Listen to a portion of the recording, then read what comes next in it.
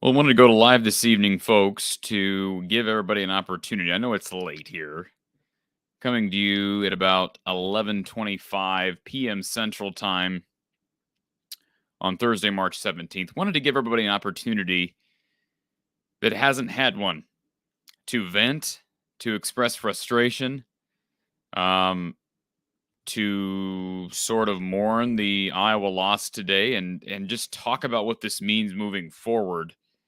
It's such an odd feeling knowing that this is the end of a season that had so much promise, so much hope. Um, but truthfully, this is just a heartbreaking end to the season. I know we went live with our post game show. Everything was very fresh as we did that. I think all of us have had a few hours now to sort of process what happened during the game today against Richmond. And again, I just want to give everybody an opportunity to sort of decompress. Certainly not just Iowa. We saw it today with Kentucky. We saw it with Colorado State being the higher seed and losing. And we saw it with UConn. UConn didn't necessarily surprise me, although I did not expect New Mexico State to beat them. The Kentucky and Iowa losses are baffling. I think we can all agree with that. If you sit here this evening and tell me that you saw Iowa losing to Richmond, you're full of it. All right. That was not happening. Anybody with a sane mind did not predict that Iowa would lose to Richmond. Okay. And that's okay. March Madness is crazy. That's what makes the sport great. That's what makes it heart-wrenching for the teams that lose, the teams that are upset. And we saw that with Iowa today. I feel terrible for Jordan Bohannon. I feel terrible for Connor McCaffrey. I felt terrible for Keegan Murray. I think that was his last game in an Iowa jersey. I can't say that dogmatically. I hope I'm wrong. I'd love to see Keegan Murray back for another season. But the bottom line is today was not supposed to go the way it went. And it is what it is. We're going to move on. The sun's going to set tomorrow. There are more important things in life. Many more important things in life than sports. I know some people don't like hearing that, especially when you're coming off a loss. But a lot of people had Iowa going deep in this tournament. A lot of people. It wasn't just me. It wasn't just Andy Katz. It wasn't just Dick Vitale, who, by the way, had Kentucky and Iowa in his national championship game, and they're both done on day one. It wasn't just Clark Kellogg. It was a lot of people, okay?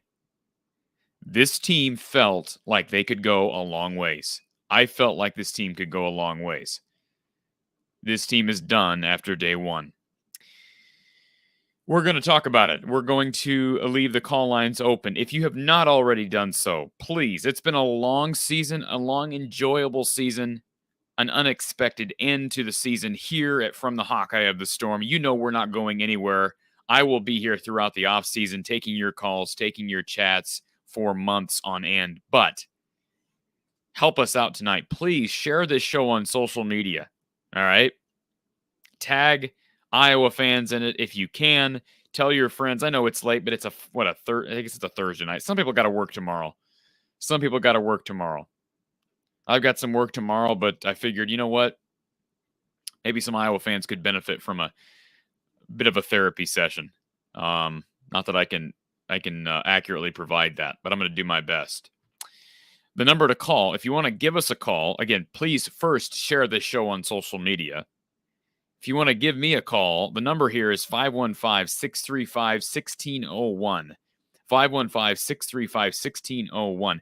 What we're going to do on this show this evening, and we'll see how long this lasts, not only are we going to talk about the Iowa loss and just how to deal with first-round exits in the NCAA tournament, but I'm going to reveal my NCAA women's bracket, including the Iowa Hawkeyes' path to a deep run.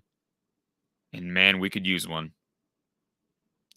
But we're going to take your calls. Again, 515-635-1601. Saying hello to a few users who are on here early. Hummus Hero. Thanks for being here, sir. He says, Iowa, you lost as the favorite. Things could be worse. You could be Kentucky. And with all due respect, Hummus Hero, I get where you're coming from on this, but What's the difference? Both teams lost as higher seeds. Both teams lost as potential Final Four candidates, and they're both done. They both go walking, regardless of if one was a 2 seed and one was a 5 seed. Both are done on day one. All right. And it is what it is. Arthur, do you think Michigan is capable of a deep tournament run if they can get past Tennessee? By the way, my bracket is fully busted. I had Iowa and Kentucky in my Final Four. Well, you and a lot of other people, Arthur. The answer to that question is yes. If Devontae Jones comes back and they can get past Tennessee, those are two huge ifs. Okay, that's what we got to realize. Those are two absolutely massive ifs. I have Tennessee in my national championship, Arthur. That's how high I'm bought into the Volunteers right now. That doesn't mean they'll get there. I had Iowa in my Elite Eight for the record. I had neither Kentucky nor Iowa in my Final Four. So I guess you could say I'm still in decent shape as it relates to my bracket, minus those two teams. Obviously, I'd rather rip up my bracket than accept that Iowa's done, but that is what happened. I think Michigan can make a run, but they need Devontae Jones. I like the second half energy from the Wolverines today against the Rams. And if they can get past Tennessee, they got a decent draw, but that's going to be the big if. Cole, he also says, definitely not the only one to rip up my bracket. I had Iowa in the Final Four. Hummus Hero, he says, seriously, though, I feel for these teams and fans. They get pressure cooked in the first round.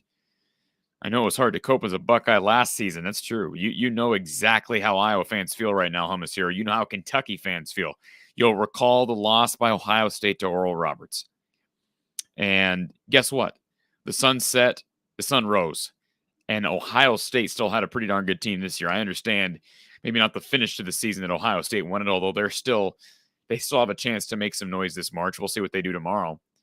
But the fact of the matter is, just because Iowa lost in the NCAA tournament does not mean all hope is lost, does not mean that Fran McCaffrey should be fired. The people that say Fran needs to pay and then he needs to be relieved of his duties, please, people, please, the guy just won the Big Ten tournament. Can we please have a dose of reality for a second instead of living in a fantasy world? Everybody on here knows, and people have accused me of being overly critical of Fran. They've accused me of being overly critical of Kirk and of Brian Ferentz, of Ken O'Keefe. I am here to tell you right now, in my opinion, there is no way on this green earth that Fran McCaffrey's job is anywhere close to being in jeopardy. So please, that narrative needs to stop. I get it. You're upset. You're frustrated.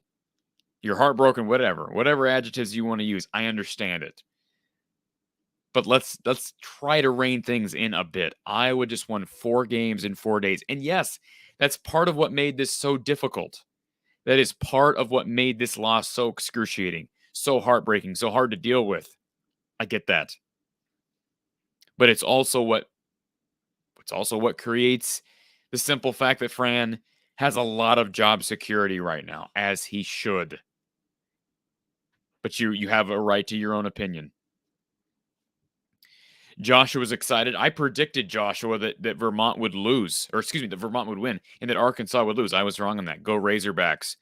I was high on the Razorbacks a few weeks ago. I thought the Catamounts would get it done. They fought today, but Arkansas moving on. Cole says he's thinking about bringing a spider poster to Iowa City for the Nebraska game next year. No offense, Cole, but Nebraska might need to win a game before you start doing that kind of thing. No offense there. Hummus Hero. Iowa was super hot the entire second half of the regular season. Obviously, the conference tourney, I was shocked, as was everyone else. Joshua, so sorry to my friends in Iowa. I have a lot of family in Iowa. They are my backup team after my Razorbacks. I know it stings right now, Hawkeye fans. You got something that is more valuable than a lot of things. Exposure leads to recruits, leads to wins. I agree to a point, Joshua, but here's the deal. We talked about this last night. Iowa winning in March would have created an advantage as it relates to recruiting. I don't think playing in March creates much of an advantage. Okay. Yes, it's better than being Nebraska. Sorry, Cole. But it's better than being a team that doesn't play in the tournament. But Iowa had one of the best players in the country in Keegan Murray. He's not going to win National Player of the Year now. I have very, very surprised if he wins National Player of the Year, although I think a large amount of the voting, depending on which award we're talking about, has been done. But I still don't think he's going to win National Player of the Year. But that helps you. That helps you in recruiting. I know Aiden Shaw from Mizzou just decommitted from Mizzou. Iowa fans speculative that he could potentially move here. I don't have any inside information to suggest that that's a possibility. I know Iowa recruited him pretty hard, so we'll see what happens with that recruitment. He is a 2022 guy. But my point is, this was a missed opportunity. However you want to look at it, Joshua, it's a missed opportunity to heighten the level of recruiting, to increase the brand, increase national exposure, and Iowa failed to pass that test. What Iowa did do this past week, though, was help recruiting.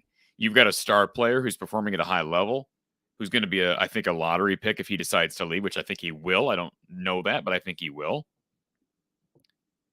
And you win the Big Ten championship by playing 4 games in 4 days, two games on CBS, including a game winner, buzzer beater by Jordan Bohannon. That helps recruiting. Losing in the first round to Richmond, in my opinion, in no way helps recruiting. Circle Herc. How do you feel about Jordan Bohannon not wearing the NCAA patch all the players wore? It's a good question, Circle Herc. I didn't even know that. This is the first I'm hearing of this. I can tell you what, let me tell you, not that anybody wants to know this, but let me tell you what my day has consisted of since the end of the Richmond, Iowa game. I have not watched any basketball since the end of the Richmond, Iowa game. I do not plan to watch any basketball, excuse me. Of course, I can't watch Iowa basketball. I will not be watching basketball, college basketball, tomorrow. I will be watching the Iowa women. So I guess I should rephrase that. I will be watching the Iowa women. But this is who I am. Everybody handles things differently as a fan. I love the game of basketball. I love college basketball. I have no interest in watching Iowa. Or really, I'm going to watch Iowa women. Let me, again, make that clear. I have no desire to watch college basketball if Iowa's not participating. I just don't. That's just who I am. I know a lot of fans feel the same way. Some fans feel differently. But I don't have any interest in watching other first-round games tomorrow knowing that Iowa's already done. That is, I don't want to say depressing, but that's just not how I operate. As it relates to Jordan Bohannon, I did not know that he wasn't wearing the NCAA patch. It doesn't surprise me given his stance against the NCAA, and yes, it has been against the NCAA. Not quite sure the reasoning on exactly why he decided to do that today. He got his NIL. I think that's kind of what he wanted to be able to do, right? So why he chose not to wear it, I don't have the answer to that. But it's a good question. So I wasn't aware of that. Matt, what was the deal with the basketball today? Someone asked Fran on the side after the game about it. He said they didn't care for the ball. Yeah, Fran did make a comment. I haven't heard his post-game show in full yet, but Fran did make a comment about, I believe it was a Wilson ball that they were playing with. Whatever. I mean, I keep hearing these excuses about the ball, and I've heard that before. They played at Maryland, they played at Northwestern, and they use an Under Armour ball, or they use a Wilson ball. Did they not practice with those balls?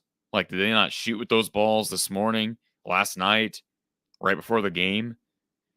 I just, it's an excuse. I mean, I don't think he's making an excuse. I don't, from what I heard, Matt, and I'm not inferring that you said this, but from what I heard, Fran was just stating that he didn't like the ball. I don't think he actually ever blamed the ball. I think he recognizes his team got outplayed, and that's what's most frustrating about this. Iowa didn't lose in a fluke. Iowa didn't lose because of a bad call, although there was a lot of bad calls in this game, several of which came late. Iowa lost this game because they got outplayed. They got outplayed by a Richmond team that was better defensively, that was better offensively. This was just a better team today. And how I'm sitting here saying that on Thursday, March 17th, the first day of the NCAA tournament, that Richmond outplayed Iowa and beat them fair and square, that is Very, very frustrating and sad. But life goes on. Life goes on, and Iowa basketball goes on. Is there a curse on Iowa basketball? No. Okay. There's no curse on Iowa basketball. Does Iowa basketball have a problem winning in the tournament? It appears so. Given the fact that they haven't been to a Sweet 16 now, it's going to be, 24 years by the time we get here next year? 24 years? You gather what you want from that. But as Hummus Hero brings up, it is a single elimination tournament. It's going to happen. I said it earlier this week. I had Iowa in my Elite Eight, but I said multiple times over the past few days, folks, that I would not be surprised to see Iowa not make it to the Sweet 16. I didn't expect them to lose to Richmond, but I said in advance there have been crazier things that have happened. Case in point, what happened to Kentucky today. That is, by the books, a crazier thing to have happen. To have St. Peter's, a 15-seed, upset a 2 in Kentucky in overtime is heart-wrenching and gut-wrenching for Wildcat fans. We don't see Drill MVP in here. He's our regular Kentucky fan. Hopefully he'll catch this show later. JT Gaming. Why were there no lineup changes in the second half to start our 6-minute scoreless streak? I'm assuming you're talking about Kentucky, JT Gaming. I don't believe you're talking about Iowa. Please explain. I'm guessing you're talking about Kentucky because I don't think Iowa had a 6-minute scoreless. I know they didn't have a 6-minute scoreless streak because they actually went on a run early in that second half. But certainly I can understand where Kentucky fans are coming from. I did see the majority of that second half with Kentucky. I was actually out to a restaurant, needed to get out of the house and just kind of decompress. We've been pounding away at this show for so long and enjoying every minute of it, but I had to get out of the house. JT Gaming explains, thank you, sir. Iowa from the 16-minute mark until, just under the 11-minute mark. I got you. Well, honestly, JT Gaming, my answer to that question is I'd have to look back at the segment of gameplay that you're talking about. But I mean, from start to finish, there was no offense regardless of the lineup. And my only guess to answer that question, JT Gaming, is Fran rode with the guys who he felt had the best chance of snapping out of whatever funk they were in. And they missed a lot of shots in that first half. I thought the second half, they became a bit too, I thought Keegan especially came a bit too passive. And Iowa needs him to take over in those situations, and he didn't. And I felt like he needed to be more aggressive. He needed to act like he was the best player on the court. He did not look like the best player on the court today. That was Gilliard for Richmond. I'm not blaming the loss on Keegan by any means, but I'm just saying I think Fran had the guys that he felt most confident with because, again, he had made changes in that first half. And Connor McCaffrey, bless his soul, Joe Toussaint, Chris Murray, none of them were able to get anything going. And I give Richmond credit. Richmond came ready to go, and I give them credit. But nothing was working. So that'd be the only thing I can... I do think at times Fran is a bit hesitant to call timeouts. I've said that before. He's got 3 timeouts late. Like, why don't you use one of those earlier in the half? But he likes to let his guys play. When it works, nobody's going to second guess him. But when it doesn't work like today, he's going to be, susceptible to criticism. Brock says, it is depressing because that's actually how I am. It sucks very badly. I don't care to watch any basketball anymore for right now. I get you, Brock. I get you. I just don't care. And again, I love... People need to realize when I say that, I don't have any interest in watching college basketball moving forward, at least for the time being. That doesn't mean I'm not a college basketball guy. Okay, and that certainly doesn't mean I'm a fair weather fan. It just means I watch college basketball because of Iowa. And I love college basketball because of how college basketball relates to Iowa and how Iowa relates to college basketball. So when Iowa's done, I'm sort of done as well. And that doesn't mean I won't watch some of the games moving forward. but I'm not going to be sitting there peeled to my TV the rest of this weekend. Okay. If we could just skip to Monday right now without any basketball between now and then, I'd have been just fine. I would be just fine with that. That's how I am. Everyone has a right to feel the way they do, but I agree with you, Brock. Jacob, UCLA and Arkansas both could have lost. Akron should have won. I saw the score there midway through that second half, the UCLA Akron game, and yeah, the Zips were right there to win that game. Kind of blew it. Good comeback for the Bruins. Arkansas had a dogfight as well. I said it earlier in the week. I said this is going to be one of the most upset heavy tournaments that we've ever had. And I stand by that. I still believe that will happen. Now, everybody knows who saw my bracket earlier in the week. I had TCU beating Arizona. We'll see if that happens. I did not have Kentucky losing. I did not have Iowa losing. I did have Arkansas losing. So I think me and a lot of other people, we were right. There were going to be major upsets, but so far we just guessed the upsets wrong. That's about as easy as I can put it. I thought the 13 would beat 4 in the Arkansas Vermont game. Instead, it was the 5 over the 12 over the 5 in the Iowa game. It is what it is, and it's going to happen again tomorrow. It's going to happen again in the round of 32, and in the round of 32 on Sunday. It's going to continue because this has been one of the more balanced years of college basketball.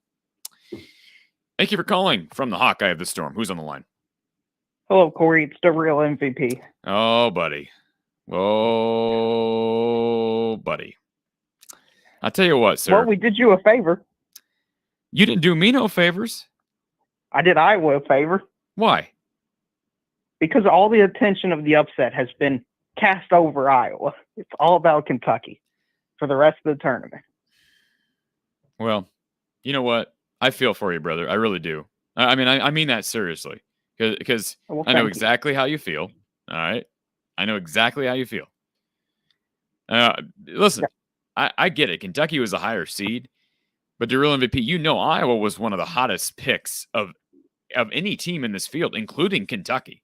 There were, I would venture to say that of the well-known pundits, there were more people picking Iowa to go to the Final Four than Kentucky. Would you agree with that? I would say it's about the same. It could be. It could be. But my point is, I think we're on the same page here. We basically just had the same day. Yeah, I get it. But I also want to say that Richmond has had good basketball in their program history. They're not scrubs. True. They have a history. They're in a good conference. Can anybody tell me St. Peter's Conference? Can anybody tell me what state St. Peter's is in? Is it MEAC? I don't know. I honestly don't know. You don't know? You watched the game, didn't you, Drill MVP? Yeah. I watched it, regrettably, torturously. No, I'll be honest, Corey. This is probably top 3 worst losses in Kentucky history, at least for me. But okay, so here's the deal. I just want to address something. And I know you're on the line. I know you wanted to talk about this day of college basketball, but you led with this. You said that Richmond at least is a respectable basketball program, correct? Yes.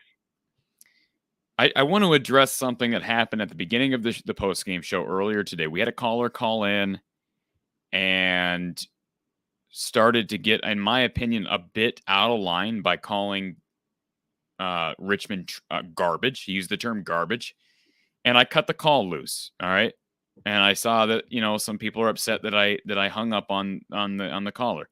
Here's the deal. I've got Matt Gatens on the show, which, by the way, these individuals, Matt Gatens is going to coach Drake in a tournament down in Florida tomorrow. These guys are not easy to schedule. I've got Matt Gatens, who was a player under Fran McCaffrey. I've got Gary Close, whose son is a student manager on the Iowa basketball team, who used to coach at Iowa.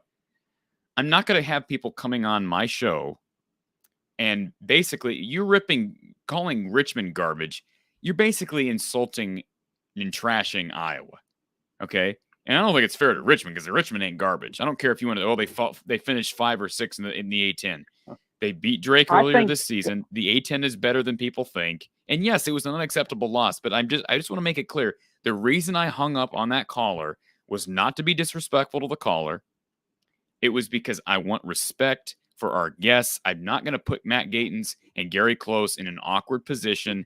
People want to chat and say whatever they want in the chat within reason. I'll let that go. But I'm not going to have people calling in and making this show about being hostile and being angry. And I understand why people are angry. I can sympathize with that, but I want to clear that up. Was not trying to be rude to the caller, but we've got to show respect to the people who have taken the time for free. They're not getting any money for doing this, folks. I'm not getting it. I mean, we have people that donate to this show and we get a little bit of advertising revenue. I do it because I love it. I know Gary Close does it because he loves it. Matt Gatens is doing it because he loves Iowa basketball. I just want a little bit more respect towards those who are taking the time. Go ahead, Darrell MVP. Yeah, I think the caller's framing of the situation was bad. If he said, this was disappointing, this isn't the outcome I was expecting. Right. I think that's more fair than saying they're trash. For the record, again, I appreciate, and I'm not going to say the gentleman's name. You can go back and listen to the call if you want on the post game earlier today. I appreciate him listening, appreciate him calling, and I'd be happy to speak with him tomorrow or a different day to smooth things over. But I just want to make it clear, Darrell MVP, you've been following this channel and our Iowa channel for a long time, and you will recall, and many of our listeners will recall, that back in December, after Iowa lost in the Big Ten championship game to Michigan, I got ripped for keeping a caller on the line too long and for not hanging up on them. Okay? So you can't win, Corey. You can't. It's the way the internet works. You can't. You're right. So I just want to make it clear as to why I did that. It's a result of really wanting to show respect to the people that were on here because of just being kind people and Gary Close and Matt Gatens. So anyway, Corey, let me ask you, because obviously my team was, the prominent failure of the day. What was your reaction to St. Peter's beating Kentucky? Well, maybe you didn't catch the first part of the show, Drill MVP. I didn't watch it from the beginning. Okay. I went to a sports bar and my family and some friends, we had a burger and a couple of drinks, and we just enjoyed each other's company. And we did have, we had basketball all around us. I was watching St. Mary's perform I don't even know what they performed, beat down on Indiana, which depressed me further because it doesn't look good for the Big Ten now that Indiana, Rutgers, and Iowa have all bowed out within the first 24 hours. Well, really the first day of college basketball. I know Rutgers lost yesterday. It looked like Kentucky had a decent sized lead at one point. I know that St. Peter's was up early. If I recall, Kentucky built a decent enough lead. I just keep saying this, Darrell MVP, and you know this. I know it doesn't make it any easier, but all of these teams, that's the other thing that frustrates me about people who call Richmond and call St. Peter's trash. These teams earn their way here. Whether you think that it's fair or not that winning your conference tournament should get you an automatic bid, they earn their way here. All of those mid-majors, if you want to call them that, earn their way here by being hot at the right time, which means they're hot right now. And that's why there's so many upsets that happen, because St. Peter's just won their conference tournament. Richmond just won their conference tournament. Richmond beat number 3, number 2, and number 1 back to back to back in the A10 tournament. These teams are riding high. Now, Iowa was too. I know Kentucky didn't win their SEC tournament. But my point is, yes, I get where you're coming from, but St. Peter's, it's a hot team right now, and they're a hot team, but as a Kentucky fan, there's no way our talent level should even allow for a team like St. Peter's to win. I get it. We're not some Missouri back when they lost to Norfolk State. That was a lightning in a bottle year for Missouri. They had everything go right for them. They were a 2 seed, and they lost to a 15 seed. They're not Duke. They're not Kansas. They're not North Carolina. So being a major blue blood really does impact the way the perception is, fairly or unfairly. Like, you remember when Duke lost to Lehigh like 10 years ago? Mm-hmm. I mean, that game gets more publicity than Missouri-Norfolk State. I wonder how many people even remember that game. Or Oral Roberts versus Ohio State last year. If you're a blue blood, there is more expectations on you to go further in the tournament because you have more talent normally. You don't believe Ohio State's a blue blood? Not as blue blood as North Carolina, Kansas, Kentucky, or Duke. I get you. I think they're in another tier. If you talk about the top teams in college basketball all time, I don't think they're quite there. Now they can get there. I think Villanova's getting there. But in terms of your Hawkeyes, what's the expectation for next season? I'm not completely sold. I've said it over and over again that I think Keegan is moving on. I'm not completely sold on that. I can't go through these kids' minds. If he comes back, sky's the limit for this team. Can we agree on that? Like, one game does not mean anything. Like, it means that they stunk today. They did. They didn't play well today. Richmond was a better team today, but Darrell MVP, you watched Iowa. You have watched this show and watched Iowa. This has been one of the better teams in the country over the past month and a half. Can we agree on that? Absolutely, we can agree on that. One game does not take away from that. And a lot of so-called fans are, well, this just proves where we were. It's one game. I really do believe, and I'll be proven, but I really do believe that if Richmond and Iowa played 10 times Darrell MVP, I think Iowa would win 9. I feel the same way about my Cats. If you put them up against St. Peter's. I think if Kentucky played St. Peter's 50 times, Kentucky would win 49. I really believe that. But see, the part of the beauty of the tournament is we're not, and people have gone experts analysis about it, is we're not figuring out who's the best team. We're figuring out who's the hottest team in the country. Correct. And that's the beauty of the tournament. Because if we wanted to truly figure out the best, we would do what the NBA does and make these a 7-game series or 3-game series. But Coach Close says it all the time. It's a crapshoot once you enter the tournament. Yeah, it is. And I know it's frustrating, especially for Iowa fans, because, I'm getting the mentality from some of your fans, well, not your fans, Corey, but from Iowa fans, that if not this year, then when? Do you have that kind of perception when it comes to making the Sweet 16? I go back to the beginning of the year.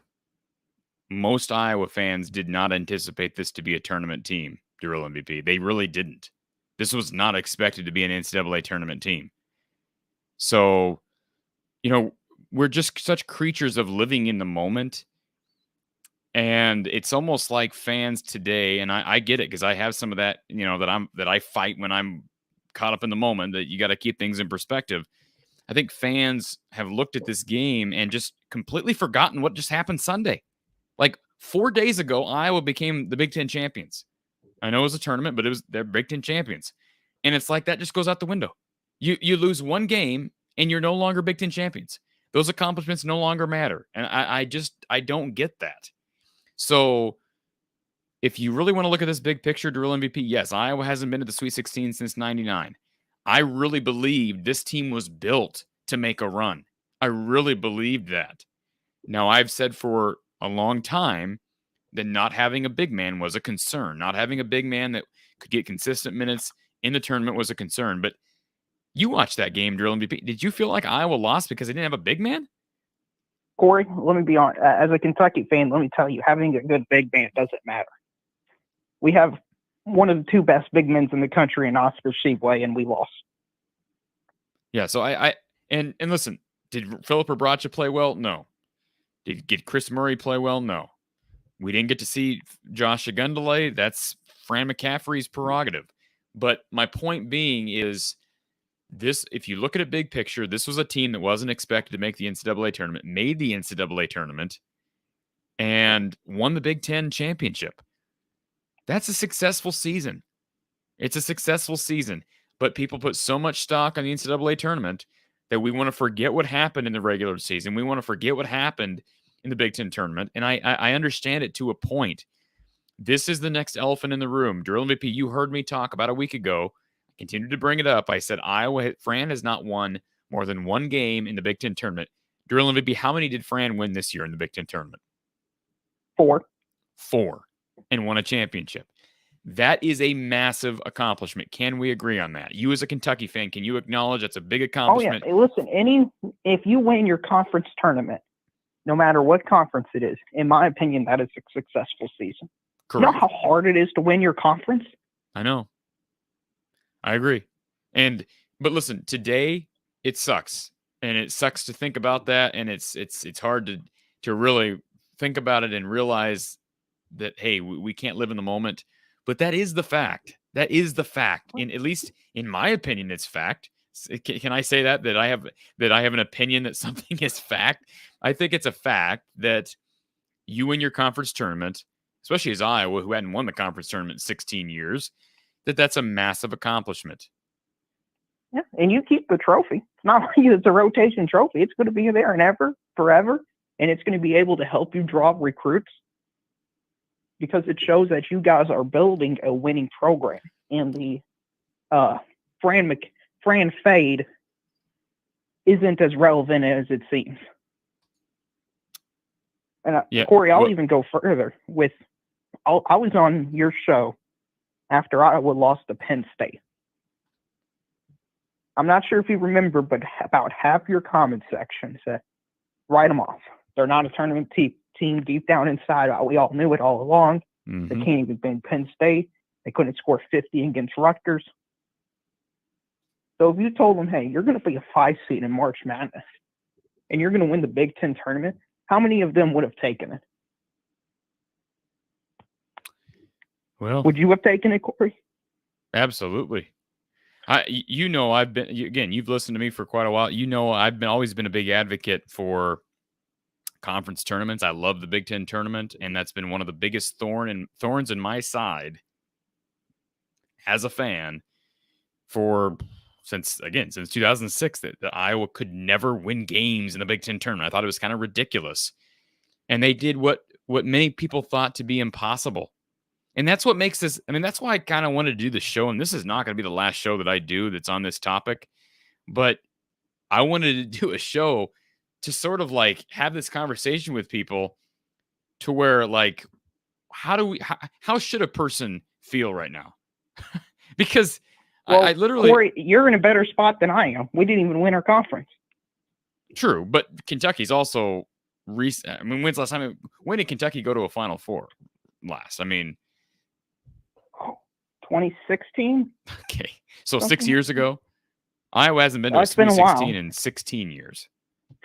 I know you don't understand. There's an expectation level gap between you and me, though. I know. Because as a Kentucky fan, let me tell you, Auburn's made it before us recently. South Carolina's even made it before us, which is crazy. Think about that. South Carolina's made the Final Four more recently than Kentucky. It really shows you this tournament is a crapshoot. And the thing I'd like to ask you, Corey, is, expectations breed disappointment. So do you think even 5 years ago there would be this expectation on Iowa to win at least one tournament game? 5 years ago? Well, maybe not 5, 2 or 3 years ago. How about that? Before the pandemic with the bracket being canceled. We got to remember, Drill MVP, 2 years ago, Iowa was in line to be about a 5 seed in the tournament when COVID happened. So, it's not like Iowa's been a destitute program. We're talking, Fran's had this team relevant every year but once since 2013. And I think it was, 2017, 18 that Iowa had a losing season. But every other year, Iowa has been relevant. Well, yeah. Maybe I should rephrase what I'm saying. Most people, in my opinion, would, on the national stage, kind of write them off. There's been more Iowa Hawkeyes talk this year from national media than I think I've heard in the 10, 15 years. And I think that's because of Keegan Murray. I think that's because of Fran McCaffrey. And I think that's would also help if the Big Ten, A, puts you on primetime games, and B, move the Big Ten tournament up from Sunday to Saturday. That needs to happen anyways. Yeah. The SEC championship needs to be moved to Saturday. Yeah. I mean, it's ridiculous that these conferences are literally putting themselves in a bad position. The tournament made it clear this year, we don't care if you play Sunday, we're going to schedule you Thursday anyways. I mean, Richmond and Iowa both played in the championship, both won the championships on Sunday and have to play in an early afternoon game on Thursday in Buffalo. I mean, yeah, I know. And did you hear what Joe Lenardi, his viral clip on the tournament selection show? No, what did he say? He said, sorry, he basically was asking about Tennessee because there was a whole controversy about Tennessee being a 3 seed instead of a 2 seed. And he's like, well, my formula says they should be a 3 seed. And to be honest with you, Sunday games don't matter. So why? Yeah, and I've heard that. So why are we playing Sunday games? I don't know. I don't know why we're playing Sunday games. The only reason I can assume is to try to get more viewers right before the tournament. That's why I assume you guys are last, because there's no way you beating Purdue helped you out in any way, shape, or form. And by the way, if you lost to Purdue, it wouldn't have helped you out either. I think you'd been in the same spot as if you are right now. Right, and we wouldn't have a championship. What do you mean by that? Well, you lose. I'm saying you lose to Purdue. Not only did you lose today, but you also lost then. So you literally have nothing to really, besides, well, we won 3 games in the Big Ten tournament. You have nothing to really set your hat on, so to speak. Right. Now, in terms of the bracket, in terms of the stats, the difference between a 5 seed and a 4 seed is the biggest gap in all of the bracket in terms of upsets in the first round. Of the 12-5 curse. I mean, look at the 4 seeds today. They did pretty good. I mean, I know Arkansas struggled against Vermont, but Tennessee destroyed Longwood. Or no. Yeah. Yeah, they did. I mean. And Corey, I had Vermont winning that game, for the record. Yeah, I know. So on my official bracket that I posted you, I had Arkansas, but I mean, I'm probably in last place. I haven't even checked. You know who I heard was in first place in that bracket? You'll find this. Do you know who's in first place? No. Last I heard, it was it was Coach Don Patterson's wife. Oh, wow. And I'm not laughing at Lisa, but I just think isn't that just wonderful? Yeah, I mean, maybe she's a college basketball expert. We don't know. Maybe she is. I mean, we don't know what Dawn and Lisa talk about in their private time. That's true. I'm sure she probably knows all the coverages and zones, having to hear for it for so many years from Dawn. I think she's pretty savvy. Dawn's knowledge. Oh, yeah. Well, absolutely. Corey, I know it's not fun being in this spot, but remember, it could always be worse. That's true. And as drill MVP, the sun will set tomorrow. Kentucky will be relevant next year. Iowa will be relevant next year. As I said earlier, I don't believe there's no curse on Iowa. There's no curse on Kentucky. Certainly no curse on Iowa either, because look, there's you could have said the same thing about the Big Ten tournament, Schneid, and they overcame that. So that is a fact. You move on. The one thing that I'll bring up before you hang up the phone, Circle Herc brings it up in the chat here. Keegan, now he says that he hinted at coming back. He said that they need to get back to work for next season. He says take it with a huge grain of salt, but he did say it. I heard that. I have not heard it from Keegan yet. That doesn't necessarily mean anything. I understand where he's coming from here. But I will say this loss, if it does anything, it could potentially move Keegan Murray to want to come back. Similar to how Luka Garza, when he had his tournament canceled in 2020, that potentially influenced him to come back. Now, Keegan's a much higher draft pick, as you know, will be a much higher draft pick. But I think that is a factor. I don't know that he's going to. I still would lean that he's going to leave, but I think there's a better chance that he comes back now than yesterday. That would be what I'd say. I mean, hey, listen, you got hope. One year, I think John Waller, one of our guards that we've had, literally said after the game, "Well, this is my final game here." He literally just said he said it. So we had no hope for him coming back. So that was disappointing. But well, I just would gonna Kentucky's just gonna reload. I mean, I feel Did you see I us almost in feel 2021? Say it again. Did you see us in 2021? Yeah, but you get Frederick back next year. You get CJ Frederick healthy next year.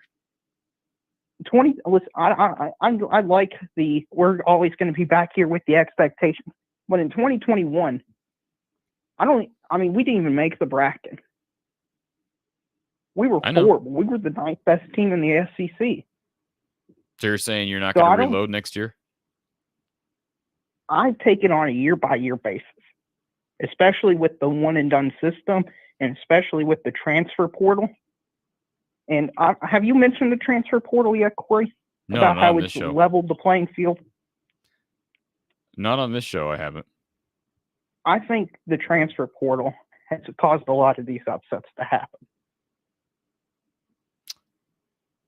I don't have a problem with it, though. I don't have a problem with it. I mean, I don't love the portal, but I love the balance. I do like balance. Oh, yeah. I'm not saying it's a good thing or a bad thing. That's just based on my diagnostics of it. I think the portal has allowed players to move so freely and stuff that you're having players that maybe would have declared for the draft or maybe would have gave up on basketball because they didn't like the situation they were in to join another team. I think a bunch of older players are going to mid-major teams and doing better than expected. What do you think about that? Did St. Peter's have a bunch of transfers? I think they did. I know San Diego State had a few. Vermont had a few. Providence had the kid from Al Durham, who's from Indiana. So, I mean, yeah, there's a lot of guys moving around. That is the nature of the game. And I think it naturally is going to create more balance. I still think this is probably going to be the year. If there's any year where a double-digit seed could win the whole thing, it could be this year. Although I still would favor Gonzaga. I know they struggled for a while today against Georgia State, but I don't know. This has been a crazy year. As you know, there have been a lot of upsets this year. Was it 2 or 3 years ago? We had kind of a similar trend with upsets, like the most upsets ever during the regular season. And the tournament's been the tournament's crazy every year now. And like you said earlier, it's what makes the tournament great. It's what makes it tough. I'm sure you feel for some of the older guys. I know Kentucky probably doesn't have as many older guys as Iowa does. They got a lot of guys who will leave, but I mean, I just feel for Jordan Bohannon and if Keegan Murray leaves, and Jack brings this up. How about this for a second round game? St. Peter's versus Murray State. Yeah. For a spot in the Sweet 16. Did you see the Murray State game versus San Francisco? I did not. That looked like an Elite Eight game. Yeah, that was a high-level game. Yeah, San Francisco should not have been a 10. But again, West Coast... Murray State shouldn't have been a 7. And I think I've said this before. You've heard me say that I have respect for the West Coast Conference. Have I not said that? Yeah. Yes, your bracket indicates that as well. And what I've said before to you, not to say I told you so on this because I was wrong about Iowa and I was wrong about Kentucky, but what I've told you in the past is that I did not have as much respect for the Mountain West. And what has the Mountain West done so far? They've winless. They're done. They're done. Yeah, they're done. They are absolutely done. San Diego State's done. Boise State's done. Colorado State's done. Wyoming's done. 0 for 4. Mountain West was overrated. Now, I know you can't base everything on the tournament, but I've been saying that all year. I don't know why everybody was all crazy over the Mountain West and why we were trying to put Wyoming and Colorado State. They should be in the poll. I don't think maybe I had Colorado State in the poll 1 week. I don't remember, but I may not have had any of those teams in the poll. And again, I know you can't base everything just on the tournament, but boy, 0 for 4 is pretty indicting on a conference It's like when the Pac-12 this year went 0-5 in bowl games. If there's a fence decision being made about your conference, you better perform. Right. And this is going to hurt the Mountain West for years to come, especially with the Colorado State-Michigan loss. And drill MVP, that was an impressive win for St. Mary's over Indiana. I know Indiana just played a game 2 nights ago, but that was a dominating performance. And St. Mary's, you know, I don't love that team. I don't, for some reason, I don't love how they play. Like, I don't enjoy watching St. Mary's. I'm not sure why. Maybe it's because it seems like it's always just a bunch of unathletic white guys that I don't know. I don't know how to describe it. And I don't mean to sound stereotypical, but you know what I'm saying? They're just not real. They are like your rec YMCA team. Right. I don't know how to describe, but they get the job done. And honestly, San Francisco, that's just a bad draw to have to go up against Murray State in the first round. And again, Gonzaga, I know, struggled for a while. That's a good conference. Oh, well, St. Mary's is one of the few teams that have actually beaten Gonzaga this year. You're right. And can I address the comment on the screen about St. Peter's versus Murray State?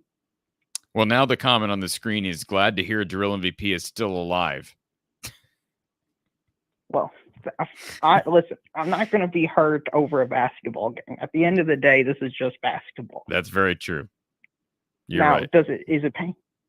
I'll be honest, it took me 10 to 15 minutes to process. Like, we lost to St. Peter's, we lost to the Peacocks. Has that ever happened? Losing to a Peacock? How many Peacocks are even out there? Peacocks are actually, you know, I've had run-ins with Peacocks are actually, they can be very aggressive. I know that, but Wildcats, man, they're pretty aggressive in the wild. You would think so. One would think. Yeah, but can I address that comment about the Murray State St. Peter's game? Sure. Remember Oral Roberts last year? I do. And how they beat Ohio State? Then they beat Florida? And then they almost beat Arkansas? You know, sometimes these mid-major schools just might be understated or undervalued because we don't have an actual true gauge on them. We don't have to tear teams down. We can build teams up.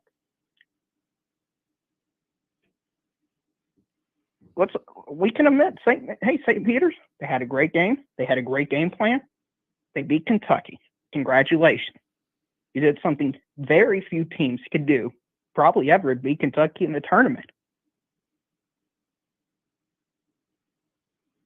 You got anything to add to that, Corey? You know, you know, I was not high on Murray State all year, not because I didn't think they were a good team. I just didn't think what they were doing in the regular season was as impressive as people acted like it was. But I would love to see a Murray State make a run. I'd love to see St. Peter. I think St. Peter's going to lose to Murray State. I think they're going to get beat pretty handily. Now, I could be wrong on that.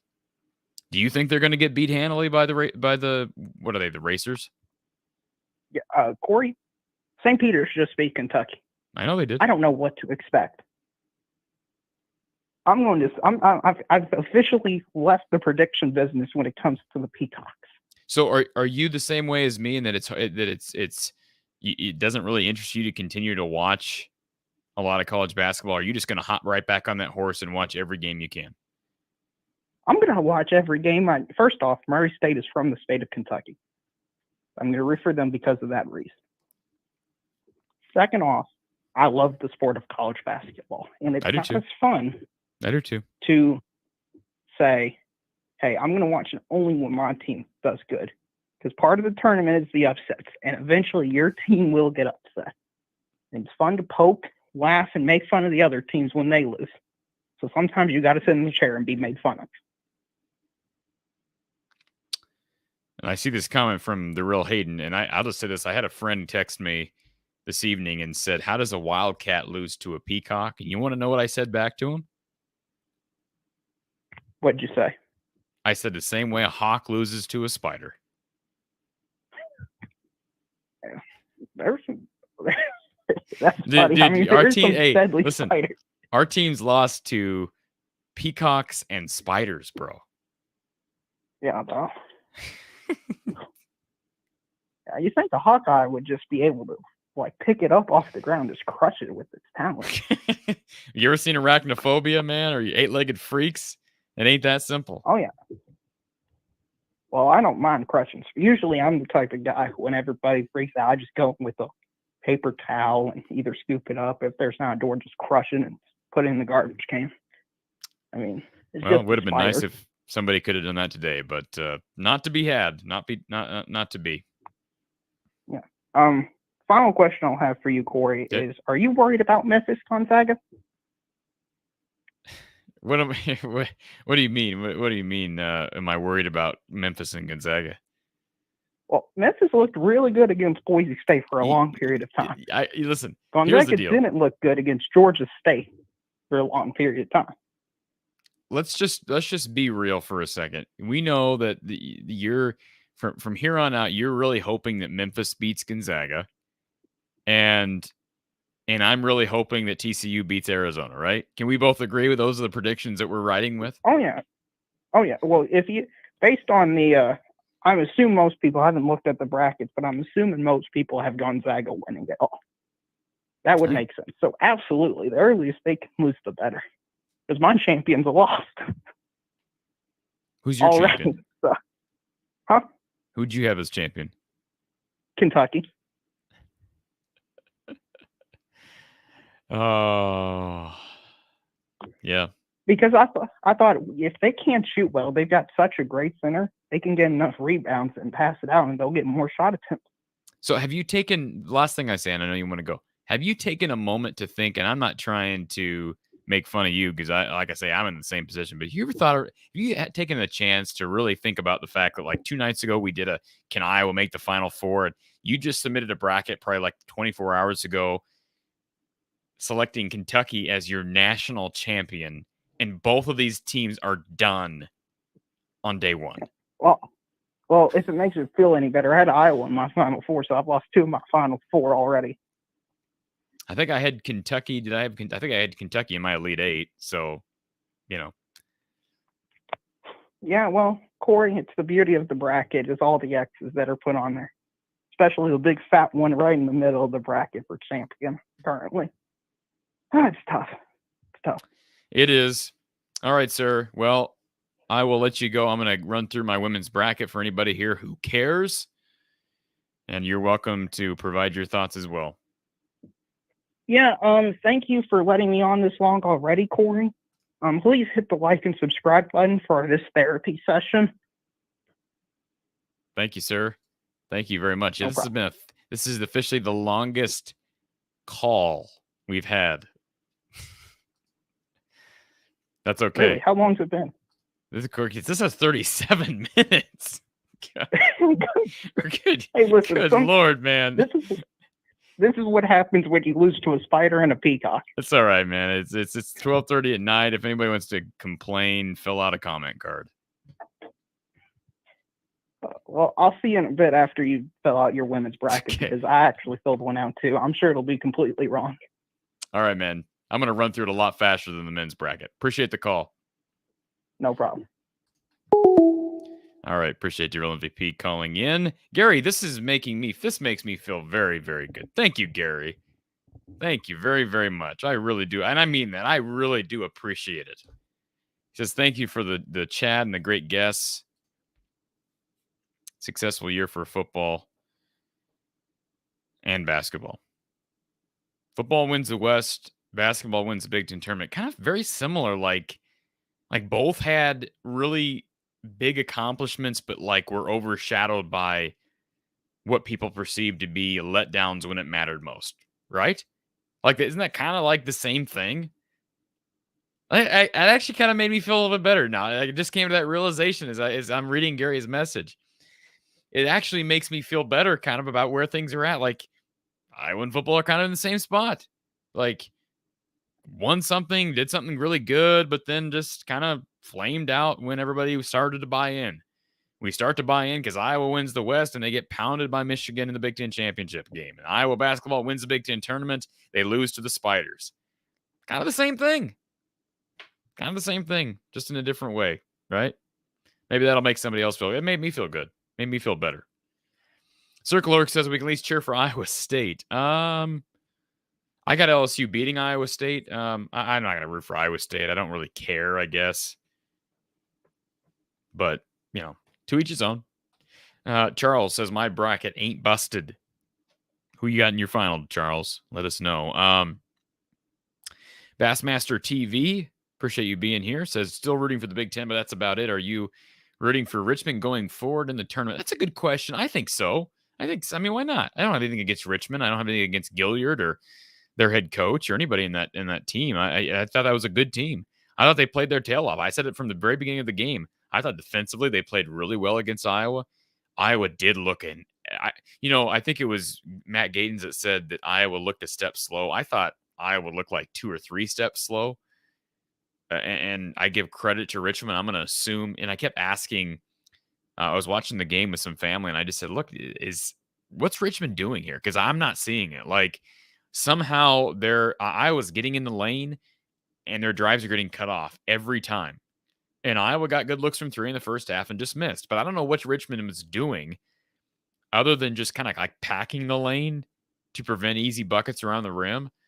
And I don't know that was really what they were doing. I think Iowa was just moving slow, and Richmond defensively was staying down in their stance and making plays and cutting off drives. But I just thought it was a good performance from Richmond. And, yeah, I'm going to root for them moving forward. Why not?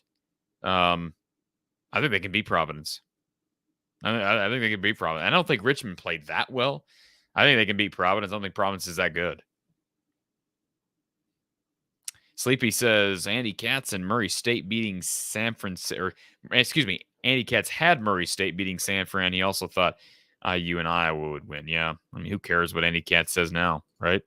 Luca Garza was a peacock. And this is I understand where you're coming from, Bassmaster TV. I can relate wholeheartedly. I don't know if I can watch any more of the tournament this year. The potential is what hurts the most. I get it, bro. I get it.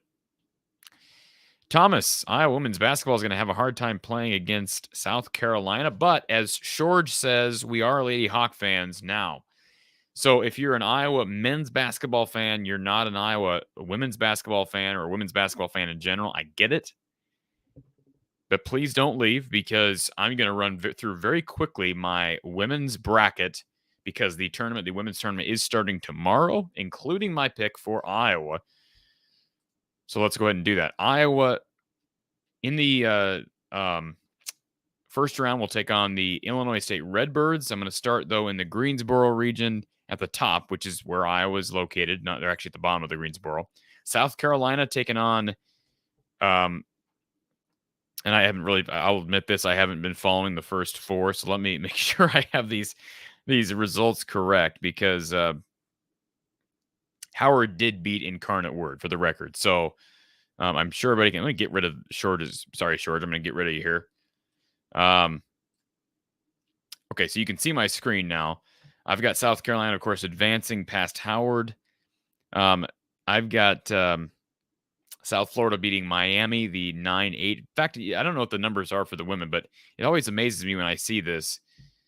For the men's side, I look at the statistics, and actually, more often than not, the 9 seed actually beats the 8 seed. Don't know how that differs with the women's game, but I do have South Florida winning. I like North Carolina over Stephen F. Austin, Arizona over UNLV, Georgia over Dayton, who beat DePaul handily. That could be a tough game, though. Dayton looked good for the first 4 game in the Greensboro region. Iowa State over Texas Arlington. That game will be right here in Ames. Creighton. I've got the Blue Jays upsetting Colorado, and I've got Iowa over Illinois State. You know you're going to see less upsets in the women's game, but I do think Creighton finds a way to win. Iowa beats Illinois State on the bottom of that region. Second round, I've got South Carolina beating South Florida. I've got North Carolina over Arizona, so no surprises there. I do have Iowa State beating Georgia and matching up with Iowa, who will beat Creighton, which means, I know it's not anything earth-shattering, I've got the top 4 seeds advancing to the Sweet 16. South Carolina will play North Carolina, which is an interesting matchup, and then Iowa State taking on Iowa, which, of course, is intriguing. Iowa played them earlier this year in Ames, losing to the Cyclones. Let's move over to the Spokane region. I'm giving away my national champion. I'm sorry about that, folks. Stanford, I've got the Cardinal beating. Zoom in here. I've got Stanford beating Montana State. Got Georgia Tech, the 9, over the 8 seed Kansas. Florida Gulf Coast, there's an upset for you. I've got Florida Gulf Coast beating Va Tech. Maryland over Delaware. Ohio State, I've got them beating Missouri State, who advanced over Florida State. Good representative of the Missouri Valley Conference. Ohio State over, Ohio State. What did I say? Ohio State over Missouri State. LSU over Jackson State. Arkansas, the 10 seed, upsetting the Utes of Utah. Texas over Fairfield. North Carolina State. Or we're moving down. I guess we're moving down. Let's move down to the Bridgeport region. It's getting late, folks. North Carolina State. Got them over Longwood, who moved on. Longwood, boy, good representative of that university, winning their first 4 game for the women's tournament, getting into the field as a 13 seed in the men's side. But I got North Carolina State winning that game. Kansas State, another 9 seed, winning over an 8, taking down Washington State. Notre Dame over UMass. Got another upset here. IUPUI, as you'll recall, if you're an Iowa fan, IUPUI went to Iowa City this year and beat Iowa. I've got them beating the Sooners. Kentucky over Princeton. Indiana over Charlotte. Central Florida over Florida. Connecticut over Mercer. I'll move back up here to the second round in the Spokane region. I've got Stanford beating Georgia Tech. Maryland, the 4 seed, beating the 12 seed Florida Gulf Coast. Ohio State falling to LSU, and LSU moves on to the Sweet 16. Texas beating Arkansas. And down in the Spokane region, I've got North Carolina State beating Kansas State. Notre Dame over IUPUI. Kentucky beating Indiana. Drilling with people like that. I've got the Wildcats advancing over the Hoosiers. Indiana, decent tournament result, lost 3 times to Iowa, so maybe I'm a bit biased there. I think Kentucky, coming off that win against South Carolina, they're feeling pretty good. They'll get a win against Princeton. I think they move on to the Sweet 16. Central Florida will fall to Connecticut. And then back up to the top, advancing to your Elite 8 will be Stanford over Maryland, Texas over LSU. I think Texas will beat Stanford to move on to the Final Four. And then down in the Bridgeport region, I've got North Carolina State over Notre Dame, Connecticut over Kentucky, Connecticut moving to the Final Four there. And the final region, of course, the Wichita region, I like Louisville to beat Albany. Gonzaga as the 9 seed. So I've got 4-0, the 9 over the 8 seed, all 4 brackets, 4-0, the 9 seeds, at least in my projected bracket. Gonzaga over Nebraska. Oregon over Belmont. Tennessee over Buffalo. Villanova, the 11 seed, upsetting number 6 BYU. Michigan winning over American. Ole Miss over South Dakota. Baylor over Hawaii. And as you can see, Louisville, I've got them beating Gonzaga. Tennessee over the Ducks. The Wolverines will take down the Wildcats of Villanova. Baylor over Ole Miss. And as you see, it advanced to the Elite 8. I've got Tennessee over Louisville. Baylor over Michigan, and Baylor moving to the Final Four. And so with that being said, let's go ahead and take a look at my Final Four and my national championship projected for the women.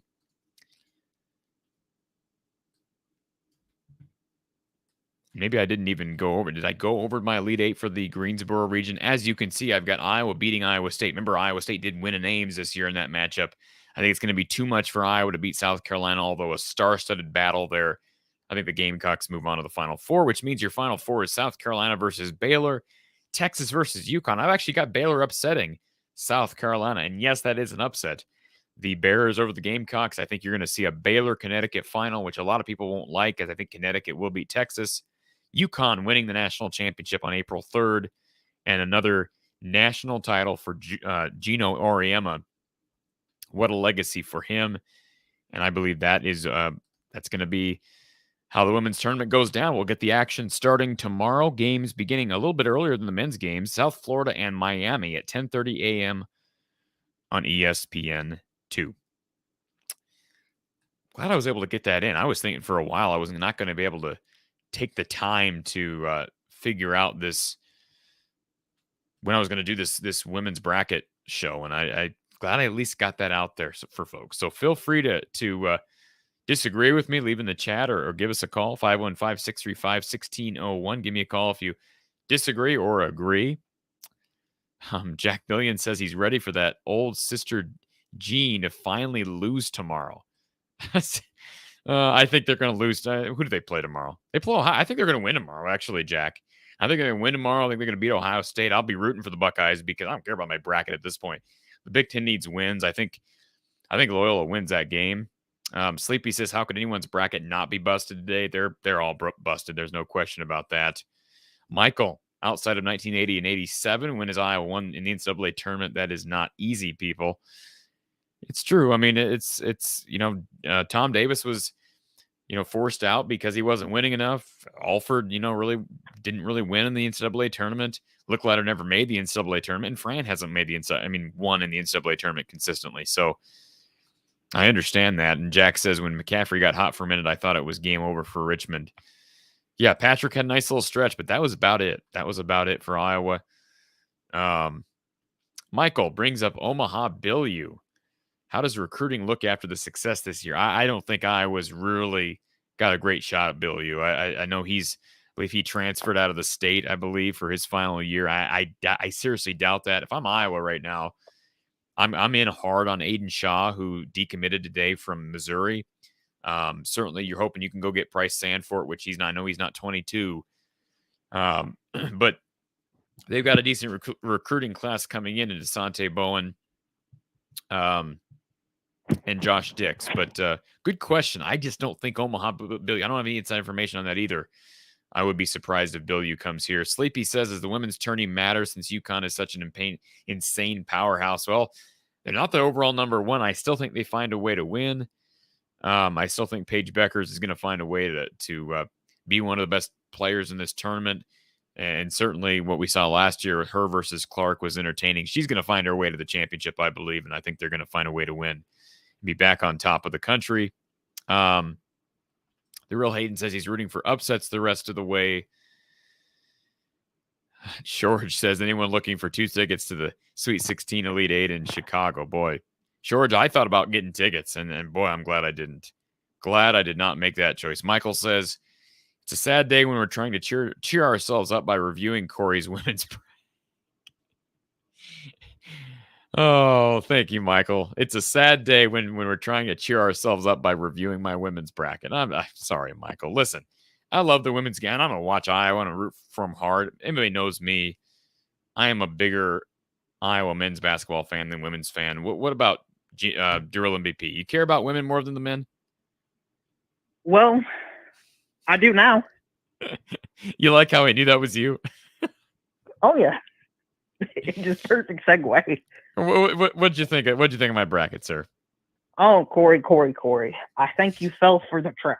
Okay, what did I fall for? UConn just winning it all. Why is that a trap? They're not the overall number one. They're not even a number one in general. Because everybody, the casual fan, I'm not pleasing you, a casual, just always pencils in UConn without a second thought.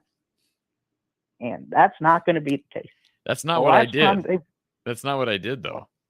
If I was a casual fan, which I am kind of a casual fan, I guess, of women's college basketball in general, but don't you think I would have penciled in South Carolina, who's been the overwhelming number one almost all year? I think that would be the correct decision because that's what I did. I mean, South Carolina is just too dominant. I mean, they beat Stanford. They beat NC Wildcats State. just beat them. Yeah, but you can't just take one game and ascribe that for their entire team. You're right. We can't listen. If you want to, there will be a bunch of Richmond fans. I'm pretty sure that can take that clip and just run with it. Or a lot of St. Peter's Peacocks fans. So what do you got, Drill MVP? What's your bracket look like? I've got South Carolina, Stanford, Louisville, and UConn in my final four. I know it's boring, but that's probably most likely what's going to happen. Say it again. Tennessee, sorry. Say it again. You got who in your bracket? South Carolina, Louisville, Stanford, UConn.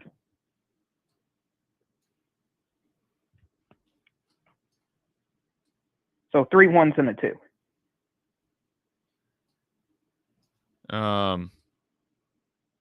Well, I'd say I've got 2 2s and 2 1s. Yeah. No, hold on a second. I got 3 2s. You're telling me that I'm a casual. I'm penciling in the favorites. I got 3 2s in my Final Four to roll MVP, and no I think, 1s in my championship. Yeah, well, the ones usually make it there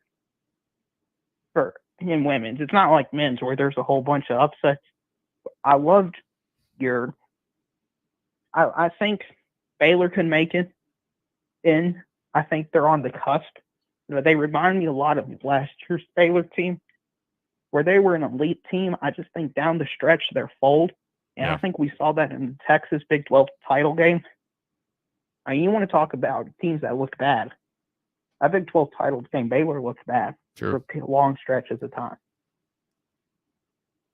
I think Baylor, for me, Baylor is one of the and this seems to be a year in and year out. It's not just Brittany Griner. It seems like every year Baylor is one of the more physical teams, and I think once you get to the tournament,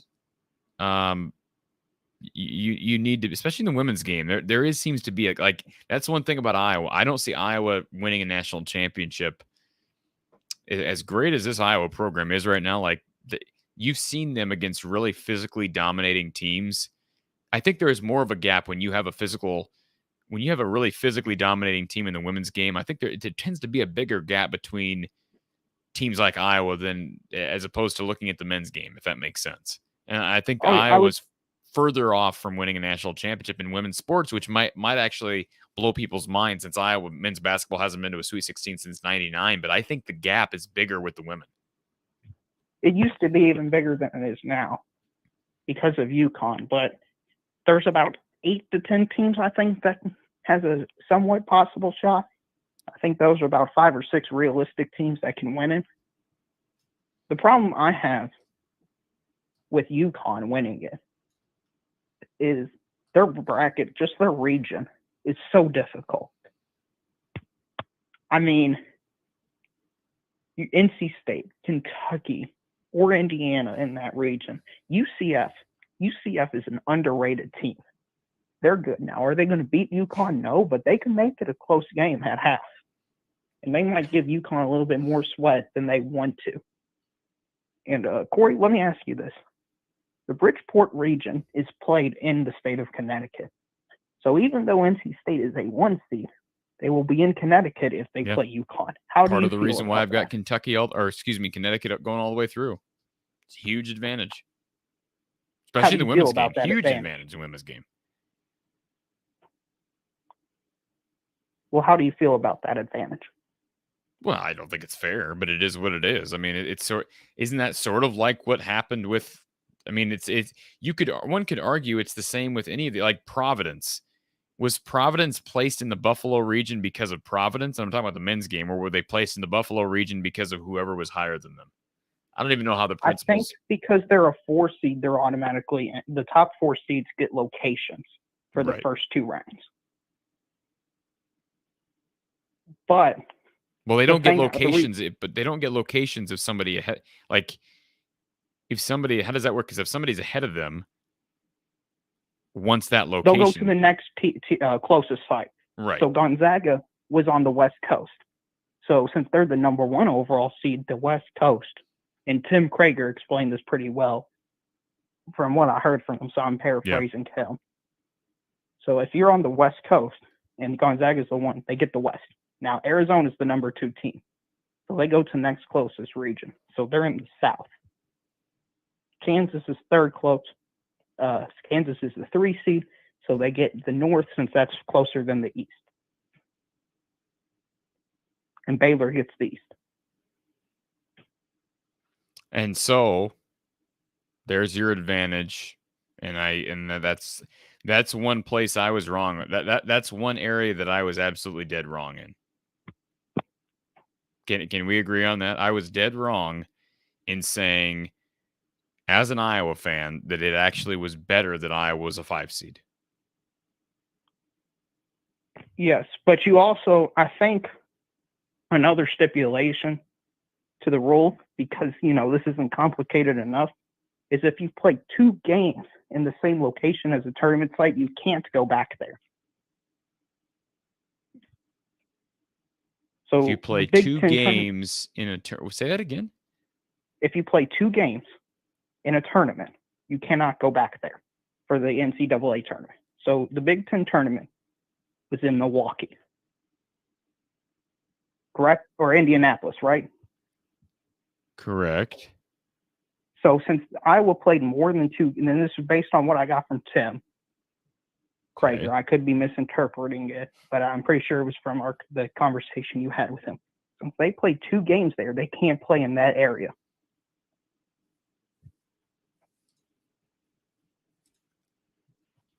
So you're telling me that had Michigan beaten Indiana on Friday, the Big Ten tournament, that they could, or Thursday, the Big Ten tournament, that they could not have played in Indy today, which they did?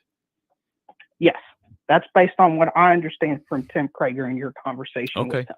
I don't remember that specifically, but you probably caught that, and I didn't. Which is how, how they're able to figure out, I think that's how they're able to figure out which region it is. And he also brought up BYU, and they can't play Thursday or Sunday, so they're in a certain region just by that alone, or 1 of 2 regions. And then location determines which exact region from the 2 options they get.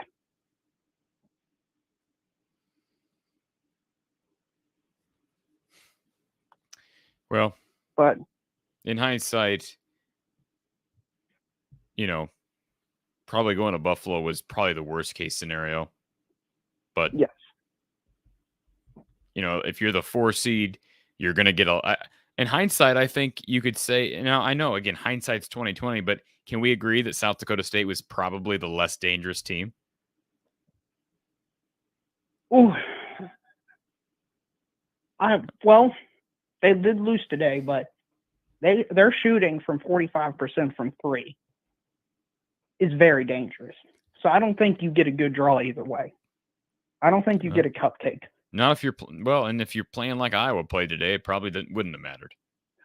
Right. I think you would have lost San Diego State today. I mean, if you saw that San Diego State game versus Providence, San Diego State hung around with them all game. You mean South Dakota State? South Dakota State. Gosh. Yeah, and I did watch it, and it was a close game. I wasn't impressed. I wasn't impressed by anybody in that section of the draw. Were you? Oh, well, no. I think even I made a comment to you about it, how every team above Iowa in terms of seeding seemed weak to me. Yeah. Kansas, Auburn, Wisconsin, Providence. Now, Kansas looked good tonight, but I'm talking specifically the South Dakota State, Providence, Iowa, Richmond section. I just didn't think any of those teams impressed me. Richmond was the most impressive in my mind. I don't think they looked that great. I just didn't think Iowa looked good at all. I mean, Richmond outplayed Iowa, but I don't think either team was just exuberantly more impressive. Yeah, I would agree with that, but it happened. It's what happens when you not make your shots, and we got to give Richmond a little bit of credit for that. Absolutely. Yeah, and the officiating the officiating was hot garbage, and you know that. Since you brought it up for your game, can I bring it up for my game? Sure. Their game against the Peacocks and Wildcats, and even the game after that in San Francisco and Murray State. So many fouls. Kentucky had over 35 free throw attempts. I just don't see that. I mean, I don't think that should happen in any basketball game. It wasn't like they were hacking us every time up and down the court. I mean, they would just call so many fouls. They showed a graphic in the San Francisco Murray State play. 8 guys were in foul trouble. 5 minutes to go in the first half. Did you watch the end of the Iowa game? I watched most. Yes, I watched most of it. So you saw Chris Murray get fouled on the 3. He was fouled. And that was unexcusable miss. And the 3 ball that landed like 5 feet short of the rim. Well, I mean, how you expect? No offense. I mean, how you expect to make it when you get whacked? No. My point is, the official says the official doesn't see that, not only does he clearly get hit on his forearm, but literally the ball on a really good 3-point shooter in Chris Murray. Literally, the ball ends up 5 feet short of the rim, and yet that's not called. Right. That's just freaking ridiculous. And then you saw Keegan Murray on the loose ball, the turnover. And Brendan Haywood, I didn't love Brendan Haywood today, but he's not bad. I'm a Dallas Mavericks fan. He was on that. He was on. Was he on the Mavs? I think he was on the Mavs 2011 championship team. But you heard him bring up the point that Keegan Murray was fouled, completely hip checked. I mean, big time displaced on the bucket he made, like with 30 seconds remaining, and they didn't call it. Those two were huge missed calls. But again, you shouldn't be in a position where those calls are going to impact you. They did impact Iowa, but Iowa has itself to blame for letting those things impact him. Oh, yeah. I mean, Iowa gets some of the blame, but the refs get most of the blame. But I think Ural's game, I think it was just the frustration element. I talked with Coach Close, really got into them. I think there was maybe subconsciously, like, we're supposed to win this game type thing creep into them. And then with about 10 minutes, 12 minutes, you can see them get tight. And I think that's why after the first, like, when Fran took him back to the locker room, I think he told him, hey, you're playing tight. You need to play loose. And I think that's why they came out in the second half really strong. Would you agree with that assessment? I think so. Yeah. Because when Patrick McCaffrey, I mean, he hit those few threes in a row, and I thought, man, I was finally going to open this game up. But let's be honest. That stretch only lasted for about 3 to 4 minutes, if that. It was pretty darn short-lived. And it was basically every other moment in the game, Iowa got outplayed. Well, I understand that, but if you're looking at the matchup, you see it's 5 versus 12, and you see it kind of even, and then you see the let's be honest, team that's expected to win start to pull it away, even if it's a little bit. I think most people think, okay, they're going to get going. Boy, it just didn't happen to it. No. But, I mean, everybody struggled. Gonzaga struggled today. My goodness. I'll tell you, Grant, he makes a good point. He says it hurts that the Hawks lost, but it helps a little that Kentucky also lost. I have to admit, as morbid as this sounds, and I hate to have you feeling crappy, Drill MVP, it does kind of make it easier when Kentucky loses. It really does. Yeah, well, it's not all of us can handle being in the national spotlight, Corey. Very true. You're right. There's a reason we have the most wins ever in college basketball. Absolutely. There's a reason we have the second, and when it comes with territory, when you have the second most championship, when you get the top recruiting classes or top 3 recruiting classes every single year, it's an expectation. And for teams like Iowa, I think Ohio State went through this a little bit last year, that are expected to win games when normally, or even 2 years ago with Iowa, when you're expected to win games and you're not used to the lights, you can shrink. And that's okay, because it's a learning experience for next year. And Jeff says that was a big-time foul on Murray. His 3, no question. I actually believe it was credited as a block shot. Give me a break. And here's the deal. I think they just did that to put it in there. Something. Yeah, and I'm not questioning you on this, Jeff, but I mean, clearly it wasn't even. That's the thing. It wasn't even like it was a wrist. It was literally like an elbow. I mean, like it wasn't even close to being a block shot. It was on the follow through, but it was clear. I mean, I don't know how you missed that. And I thought Brendan Haywood was pretty outspoken. Like usually, your color commentators aren't real going after the officials, if you will. But did you notice that as well, Drill MVP? Oh yeah, it was probably one of the most egregious acts I've seen on announcing. Yeah. I mean, it'll be in a YouTube compilations of announcers getting angry. Yeah, that was it. I thought it was weird. Like at the time, I was kind of like ticked off at Brendan Haywood because I'm like, I don't want to hear this. I don't want to hear excuses. But now I look back and I'm thinking, like, I'm proud of Brendan Haywood for saying what he felt. He was right. And he's not an Iowa guy, but he was right. Well, I think the officiating this year's been worse than previous tournaments. I agree. To be honest, just overall. especially in my quadrant, I'll go back to it. Kentucky had over 35 free throw attempts. Corey, can you explain that? So you actually think Kentucky was done some favors? Yes. If any team that is, and the other team, St. Peter's Peacocks, they only had like 14. If there's a 21 free throw disparity, I mean that just jumps off the table at you.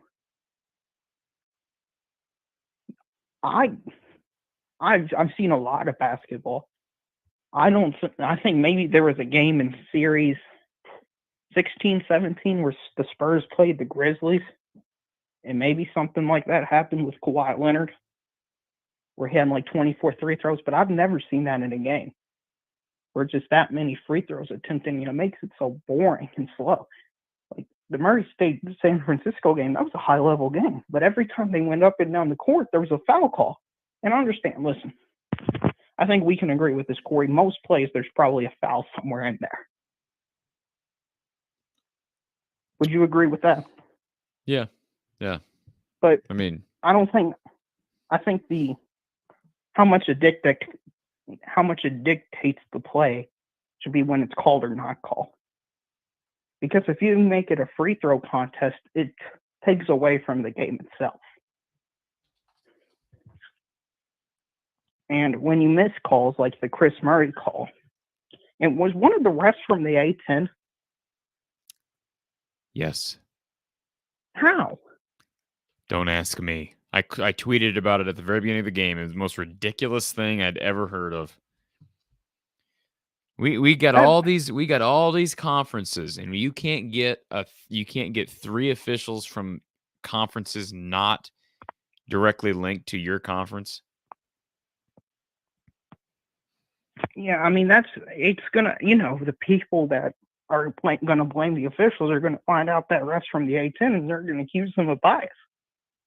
And I mean, he may have been biased, he may not have been, but my point is there shouldn't even be that perception in the first place. Yeah, I don't like why. Ref.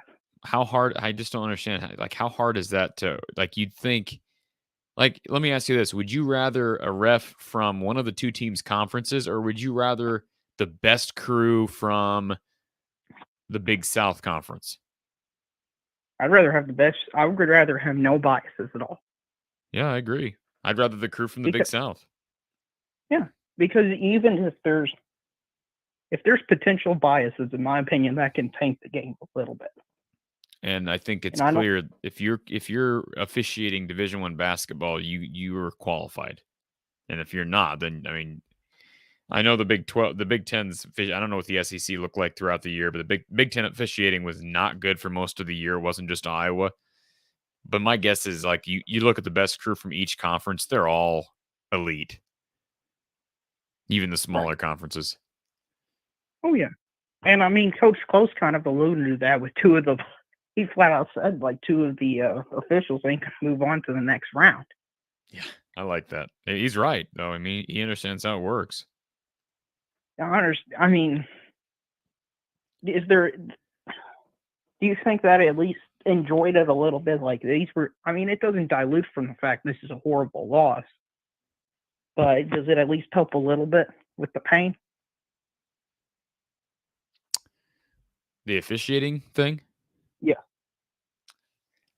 Well, you know what? Even if they had won it, I mean, you hope that they can bounce back. I would have to think that had they won, they'd bounce back Friday, Saturday, but we'll never know. Right. Yeah, it would have been great if those foul. But see, Chris Murray may not have made all 3. They were down 3 when he got fouled in that 3. He missed. If you remember dual MVP against Illinois, he had 3 free throws to tie the game against Illinois on a foul on a 3, and he missed all 3 free throws. Okay, but I'm gonna flip it a little bit. Okay. Okay. Let's say he makes 2 out. Let's say he misses the first, makes the next 2. Okay. Iowa steals the inbound pass, and they get an and 1, and now they're up 1 at the free throw line. No, I mean, we don't know what would have happened had that call occurred, and yeah, but the only thing I'm changing in the sequence is the free throws being made, and the correct call, which should have been an and one after the stolen inbound. True, call. and then correct. That's true. Yeah, and again, you get free throws. Then as long as you make that last free throw, then they're stuck in another inbound situation. Right. So I'm not like changing the whole sequence or anything. I'm just changing a few details and a few points, because that's all these games come down to. Is I think a lot of people think there's a lot of skill involved, but there's a lot of luck to win a game and to win a title. You got to have the ball bounce your way a few times. Yeah, you're right. So I know we did that big diatribe, Corey, but you do have your women's bracket up there. And let me ask you, what's your pause with Louisville? I don't have a pause with Louisville. I just think, you look at honestly, here's the deal. First of all, I think the Wichita region can we agree the Wichita region is the strongest region? I think it's Bridgeport personally, but I think I think Bridgeport and Wichita are the top two regions. Yes, I would agree with that. Let me get rid of Sleepy's comment here. Sorry, Sleepy. I'm getting sleepy, actually.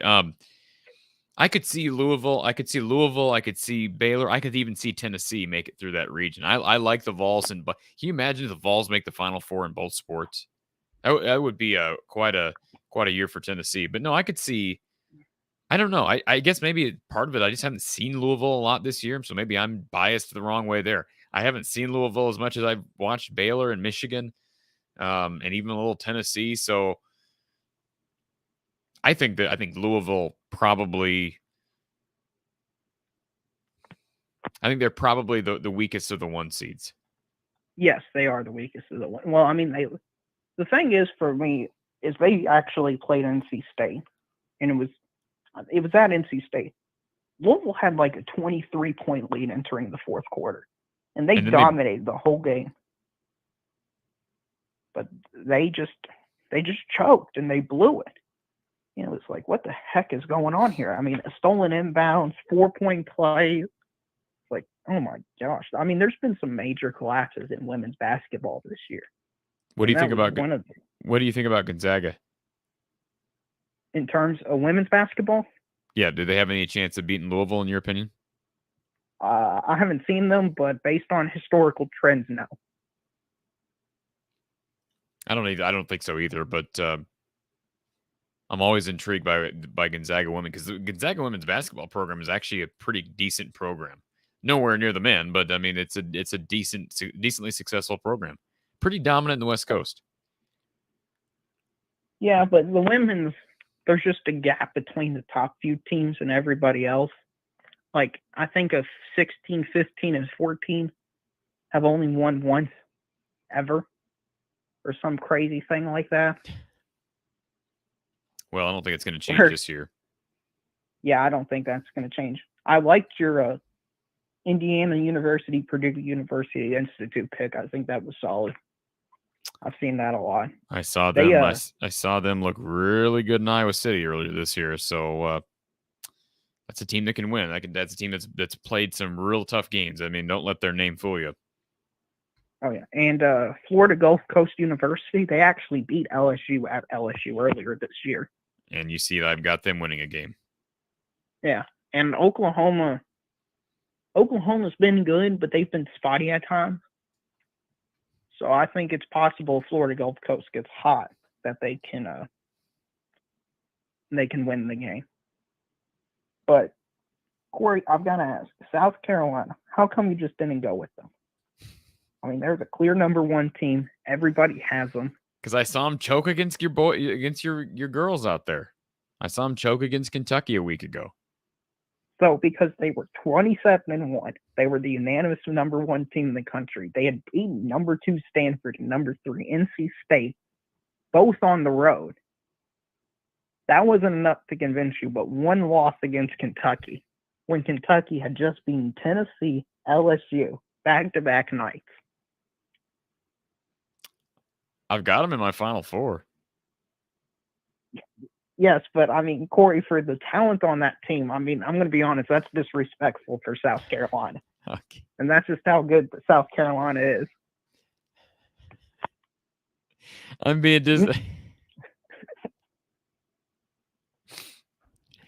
disrespectful to South Carolina.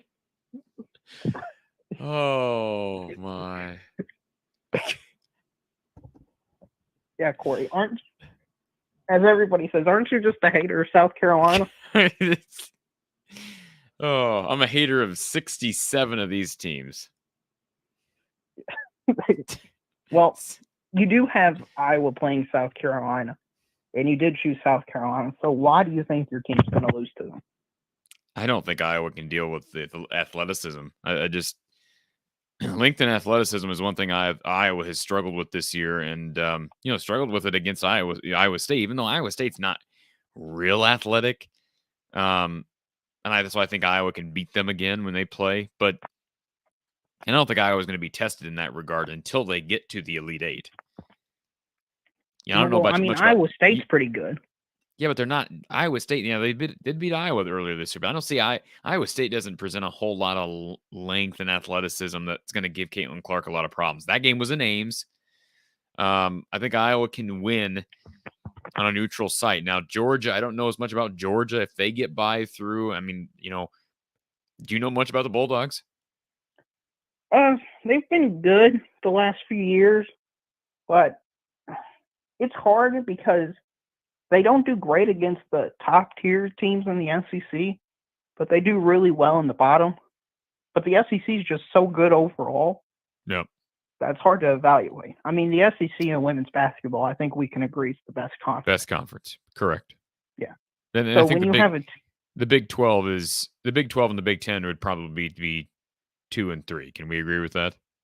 Oh yeah, I would agree. The order it can be up for debate even. Sure. Because I think the top tier teams for the Big 12 is better than the Big 10. I think the Big 10 has more depth. Well, I'll tell you this. The Iowa women get to the Final Four. I may have to make the trek up to Minneapolis. I don't think it's going to happen, but that would be a fun trip. That's about 3 hours north of me. Yeah, I mean, you get to see Caitlin Clark. I mean, she's revolutionized the game of basketball for the women. Now, is that at the barn? I don't know. What do you mean at the barn? Barn, is that at Minnesota's arena? I don't know. Or you're the Big 10 guy. I just don't know if the women's Final Four. I can't imagine it being at the barn. Is just such a. I don't want to say that it's a dump because it's not, but it's such a. We went up there a couple of years ago and it's just so old. I like it. It's kind of got that ambiance about it, but we just look here. Final Four. No, it's at the Target Center. That would make sense. So that's where the Timberwolves play. That makes sense. Yep, Final Four is where the T-Wolves play. Okay. And you would have them if they won, they would play Baylor, which that would be a heck of a game. I mean, let me ask you this about the popularity in women's basketball in general. So a few years ago, about 5-6 years ago, UConn won every type, and there wasn't nearly as much interest as women's basketball as there is now. My theory behind it is that women's basketball has gotten more popular is because instead of being athletic and dunking, it's gone to shooting. And the girls can shoot just as or about as good as the guys. Caitlin Clark's a big part of that. Oh yeah. She has revolutionized the game. Oh yeah. I think she has. Well, I think Steph Curry revolutionized basketball with the 3-point shot. And I think Caitlin Clark's doing the same thing for the girls. Agreed. But I think back in the 2010s, it was mainly about dunking, posterizing people, lobs, and all that stuff. I mean, you had the Clippers nickname with the big three of DeAndre Jordan, Blake Griffin, and Chris Paul. I mean, they were the most talked about team here all the time. Even though they didn't win anything. Huh? Even though they didn't win anything. Right. Well, I mean, they're the Clippers. They don't win anything ever. Yeah. Not even the Western Conference. But I think because the women can shoot, I think it's made the game similar to the men. I think there's more interest in the women's side. I mean, look at the competitiveness of the bracket this year.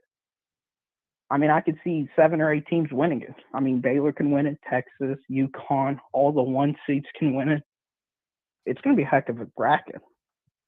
I agree. Now, I think you should think about making a trip to the Elite Eight to see Clark versus Boston in the South Carolina-Iowa matchup. That's in Greensboro, though.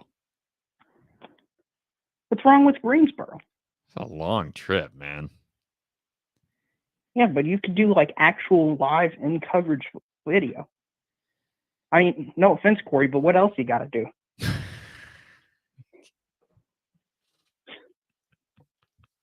You got the men to worry about? Oh, no, they couldn't beat a spider. Don't worry, my cats can't even beat a peacock, so I'm allowed to make these jokes.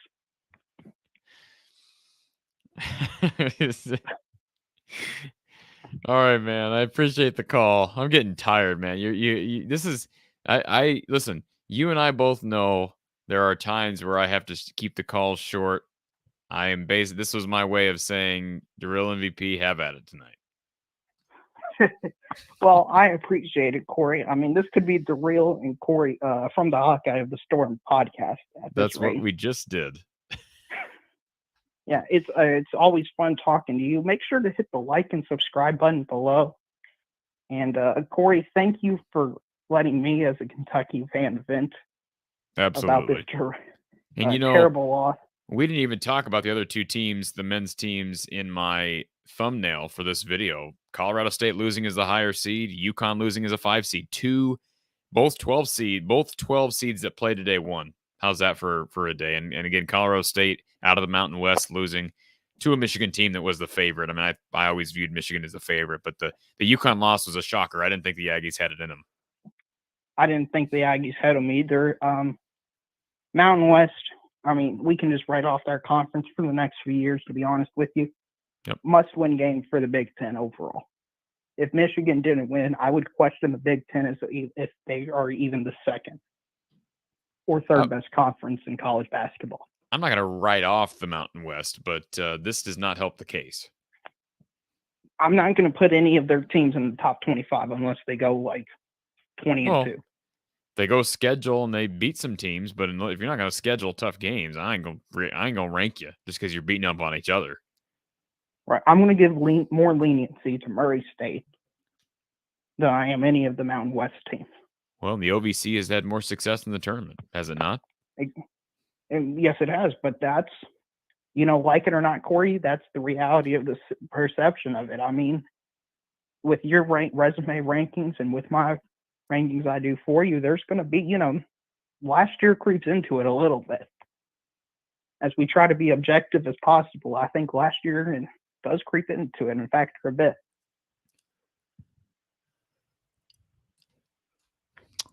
All right, man. I appreciate it as always. Well, that's all I've got to say, except, Corey, I would like to point out one thing. I just broke the record for the longest call ever from the Hawkeye of the Storm edition. So I had the record. This was somehow longer than the first one. Yes. I was going to talk about women's basketball, but you got kind of off on a tangent with speaking about the Hawkeyes and Chris Murray. Well, I can tell you this. I will be live after the Iowa game tomorrow, so hopefully you'll be there. We'll do the live post-game show after Iowa, Illinois State. Yeah, I doubt I'll be able to do a podcast with you, though. As long as you're here, that's what counts. Hey, I love being here, and I love all the people. Let's get Corey to 1.5 thousand subscribers. Let's do it, man. Let's get Corey let's get Corey some sponsors too. Got a lot of people listening to this show. We got to get some Corey some. I really haven't been pursuing them, but let's get some sponsorships. Help pay the bills around here. I can't help you with that, but I can help promote likes and subs. And I appreciate that just as much. Yeah. Thank you for the call, Corey. I'm sorry if you've had enough of my voice. Same with the listeners and viewers out there. Appreciate it, man. We'll talk to you later. See you next time. Appreciate that from Drill MVP. Yeah, we had a longer conversation. What the heck? Whatever. When it's the last game of the season and it ends the way it does. All right. Last couple comments, and I got to get out of here. Got to get to sleep here because it is late. Been a long, long day. Kurt says Keegan's post-game comments don't lend me to believe he's leaving. We'll see. Rexer says, I agree. I just watched it. He was talking about the offseason and next season like he was going to be there. I don't think he's made any decisions either way, so I really wouldn't read into that too much. But I understand where you're coming from. I'm not saying it can't happen. But you hope as an Iowa fan, selfishly, that he comes back. JT Gaming, will a team start to tank their conference tournaments? I don't think so. Yeah, I understand the committee. There's some problems there. I think the Big Ten, I think Drill MVP is right. The Big Ten should look at perhaps playing and finishing on Saturday. But again, I mean, you're going to have teams playing on Tuesday. I guess that's what that means. Bryce says, I might be super wrong. I think maybe with how sad Keegan sounded, he might be back. Boy, if he is, Bryce, I'll discuss that. I'm too tired to discuss it tonight, but certainly we will discuss it. And Jay, I do believe it's at, from what I looked up, it's at the Target Center in Minneapolis, the Final Four women's basketball tournament. The Final Four of the women's basketball tournament, I should say. Bassmaster TV, do you think putting Josh in would have helped mix things up in terms of size? Probably not. I mean, maybe it would have. Hindsight's 2020. That's not a team that you really look at. They don't have the size of Purdue or Illinois that you'd expect to have to play a 7-footer. I thought Rebracha was going to play better than he did. He struggled. But again, hindsight's 2020. Would have been nice to at least try that. But boy, nobody that really came in besides Patrick and Stretches played well, and they deserve to lose. Brad, I always do my bracket when Iowa and my heart aren't in it, but it's not as fun. Well, that's a good way of putting it. Joseph, do you think the new balls played a part in our awful shooting? It, the players and coaches seem to act like it did, but certainly that's an excuse, and they lost in a lot of different areas as well. It wasn't just shooting the ball. It was not just shooting the ball. It was also, we talked about getting into lanes and Richmond cutting off lanes, and it wasn't just shooting. It's just Iowa just looked a step slow. I don't know how else to put it. Charles, thank you for this. Definitely don't. That's Don Patterson's title. He's Don the GOAT, right? Greatest of all time. Appreciate this, Charles. Though, thank you for being here. I know you've been here since basically the beginning of this channel and beginning of our channel with Mark Rogers over at Iowa, the voice of college football. Okay, live tomorrow, Iowa, and let me make sure I have this on our banner.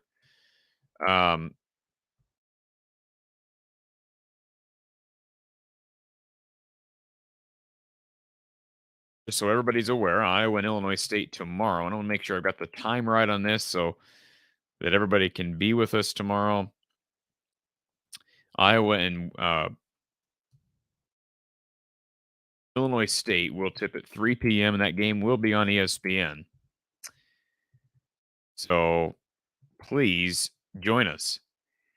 If you're not able to join us live, check out the recorded version, podcasted version right here on YouTube.